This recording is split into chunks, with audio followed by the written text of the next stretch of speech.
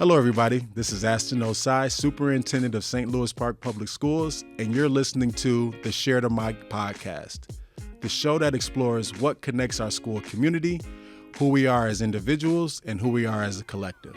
Through conversations with students, staff, and community members, we'll talk about what brings us joy, our hopes and dreams, and our connection to our strategic plan for racial equity transformation.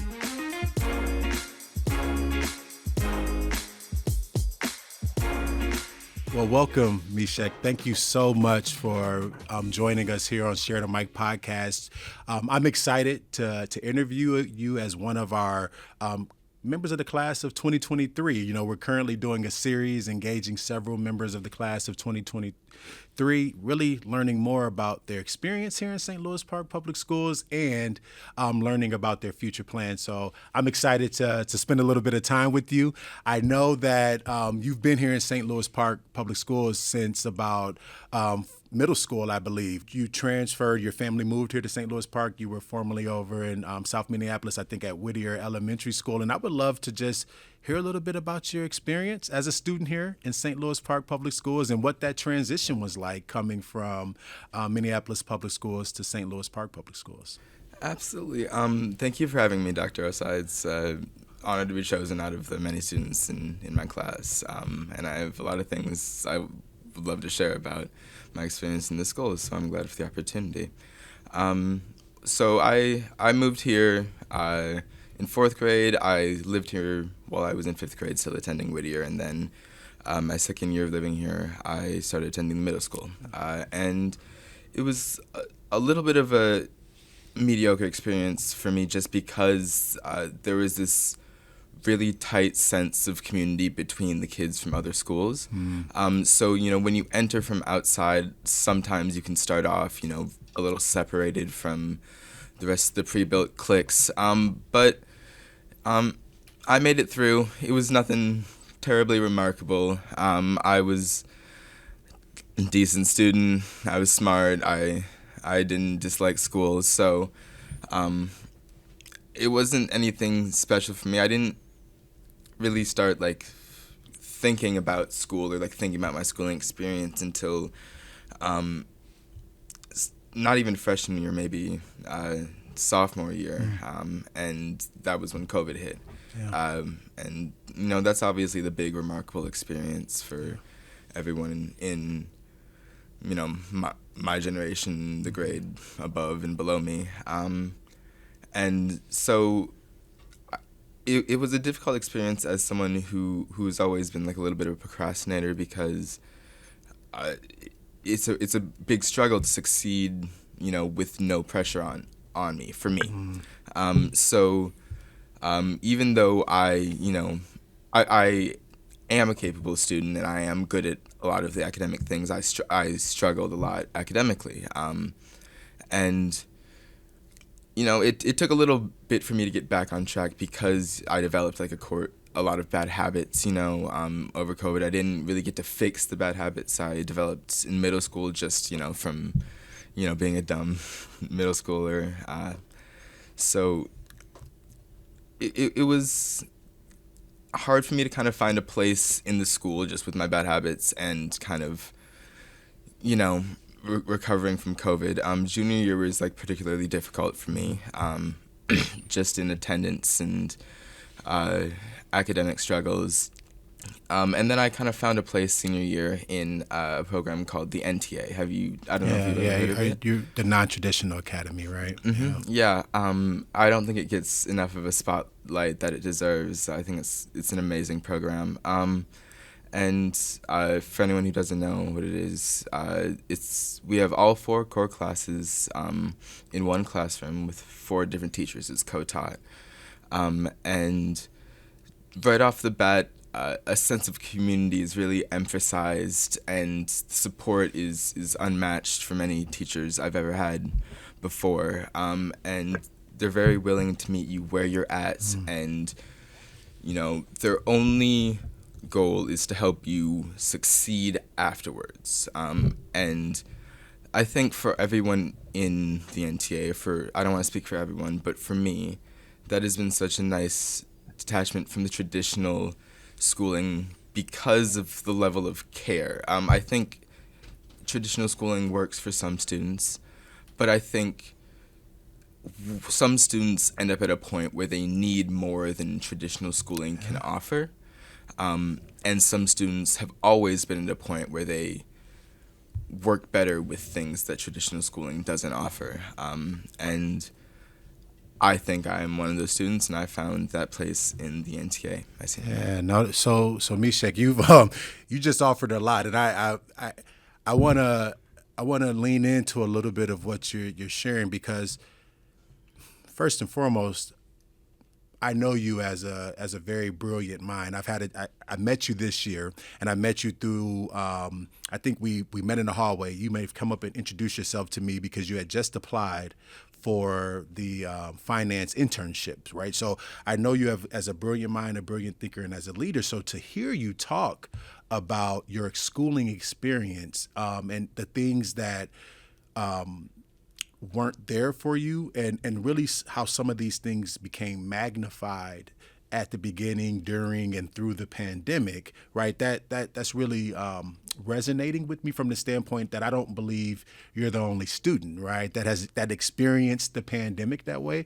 As a matter of fact, that was a life-changing experience for every person in this country, right? So I don't want to brush past that, and I want to make sure that I acknowledge the impact that has had on all of us, and how you've described the impact that it's had on you as a student here. And as you were talking about your experience in the Non-Traditional Academy, what I can't get out of my mind is that you were describing attributes that I would hope would be the experience for every student, regardless of if they were in the Non-Traditional Academy or not. So things like a community, right? And what stands out to me about that is I distinctly remember you talking about your experience transitioning from Minneapolis public schools to here, and how it was hard to first figure out how to fit into that community, because students who had gone through elementary school. So first and foremost, knowing that regardless of if it's the Non-Traditional Academy or it's a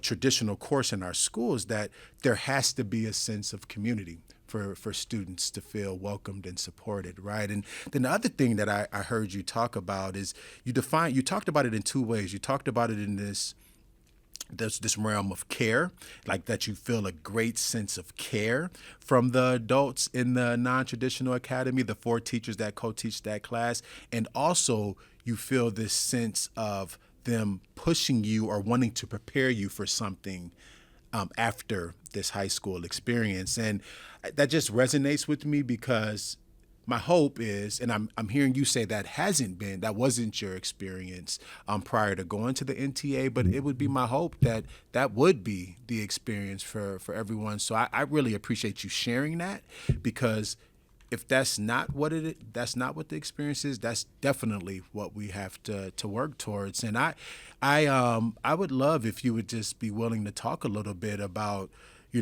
how the skills that you've developed in the Non-Traditional Academy and during your time here in St. Louis Park Public Schools, how that's prepared you to lead as a finance intern, because you're doing some big work. You're doing some work around marketing. A few months ago, you were at the board meeting presenting on our the financial advisory committee's recommendations, right? So you got a lot of heavy stuff on your plate, and you do it at such a high level. So what has it been about this experience that has prepared you to do those things?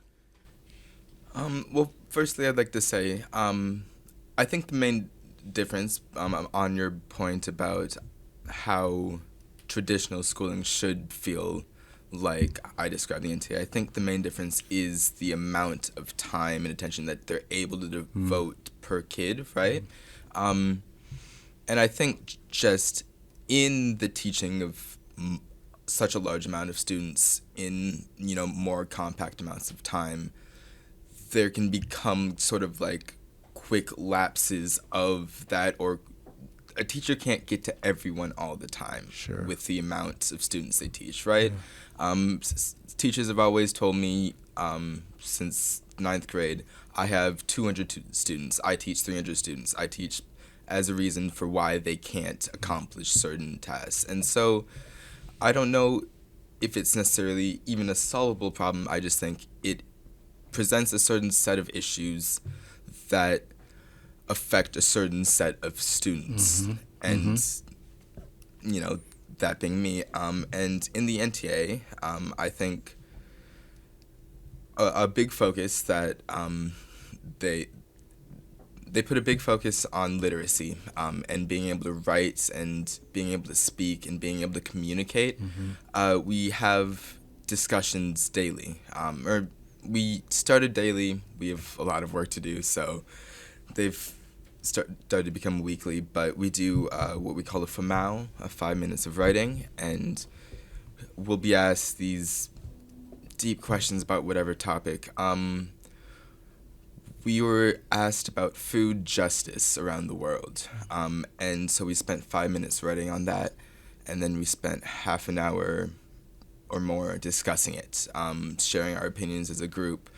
So I think intelligent debate is something that really helps me personally articulate my words. I'm already a fairly well-spoken person, but this has kind of pushed me to, new levels. I think, Mr. Weber, if I may start the shout-out portion a little early. Yeah. He's the one of the head engineers of the NTA. Not an engineer, he's a teacher. But he sets it up a lot with his design. The FMAUs are his idea, and he really encourages this deep conversation, and he will ask questions on questions on questions to one person to get them to explain why and to get them to think. And that's always his goal, is to get us to think. And I think that is such an important thing to learn, is how to process ideas. And, within all the material that's processed in traditional schooling, I think that can be missed because it's almost like a pre-required skill entering into it. And, you should know how to think to some degree, but learning to think is a lifelong process. Absolutely. No, that's beautifully stated.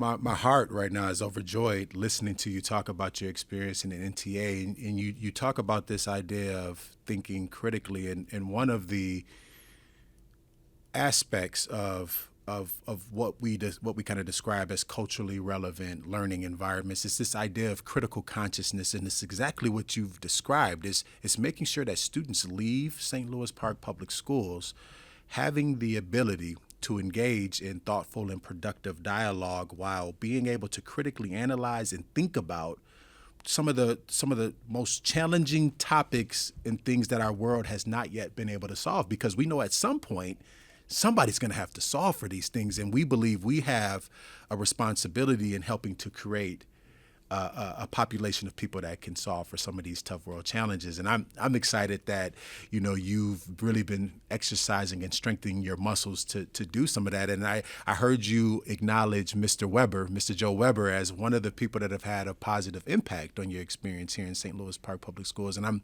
wondering if there's anybody else that you would want to acknowledge at this time. Yeah.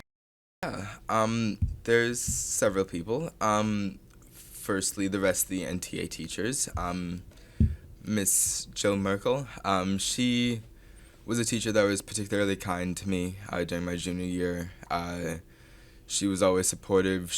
I was never scared to come into her class after missing it or after missing an assignment. And, I just knew that worst come to worst, she had me. There's Mr. Miller. He did a lot of the same. He understood, that I wasn't in the best place last year, and he never questioned. He gave me the space I needed. Miss Elizabeth Husing, she's so kind. She loves us. She loves to teach, and she loves to help us with anything we need. And finally, I'd love you to shout out to Mr. Christopher Nordmark. Mm-hmm. Great teacher, great man. I was talking to him 30 minutes ago in the hallway. So kind, always put a smile on my face and helped me through my junior year as well.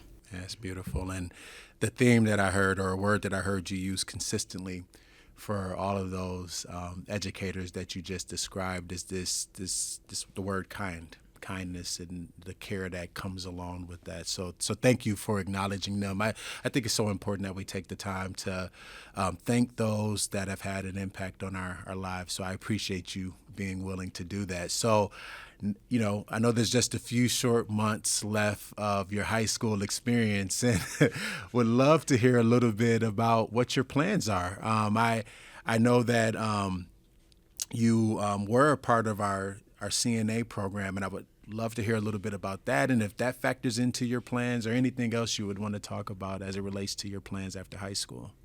Yeah. So I've always known that I've wanted to go to college. Just me as a person, my lifelong love of learning that I've always had.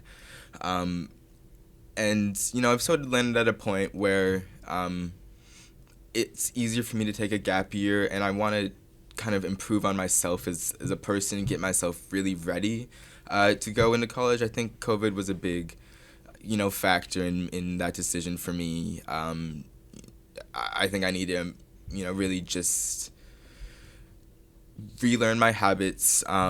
Just COVID does a lot of damage that's really hard to describe, right? It's a years of lack of social progression of learning how to interact, learning how to be as a person. I have a job too. I'm working part-time, but I'm hoping to work full-time in the summer. I'm a manager at Chipotle on 5580 Excelsior. Come visit.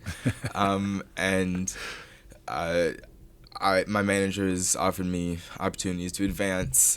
So I'm hoping to stay there, earn a good amount of money, and then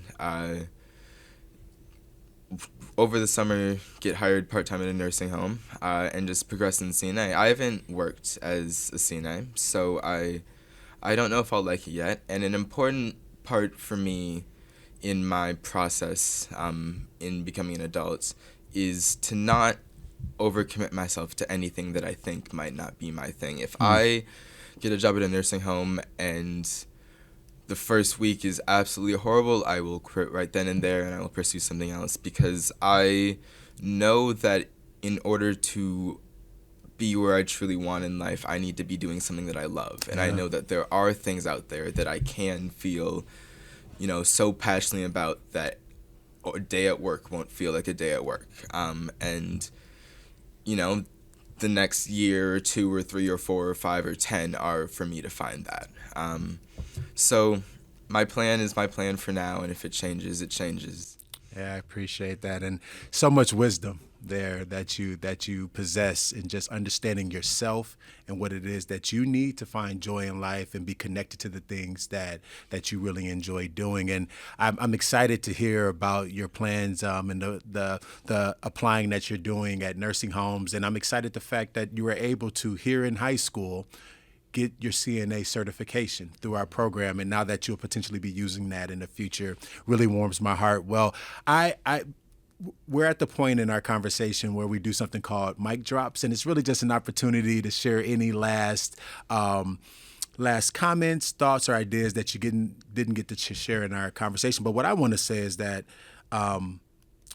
Meshach, I really appreciate you. I find you to be a very brilliant mind, and I'm excited. I'm so excited about the impact that you're going to have on the world. And I can't wait to hear about how you choose to positively impact our world. But I know that you're going to have a positive impact. So I just want to thank you for being a student here in St. Louis Park Public Schools. And I'm looking forward to celebrating with you and the rest of your classmates here in a few months at the stadium as we go through our commencement ceremony. So is there anything that you would like to add?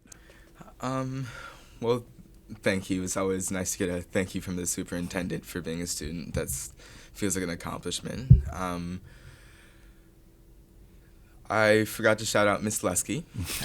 She was my CNA teacher. She guided us so well through the entire process. She organized so much. There were some days she would just be exhausted and so run down, and she would be like, okay guys, we have to do this, and we would do it because she would set it up as easily as it possibly could be for us.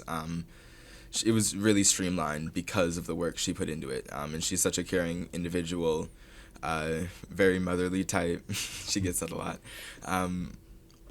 but she deserves a shout out.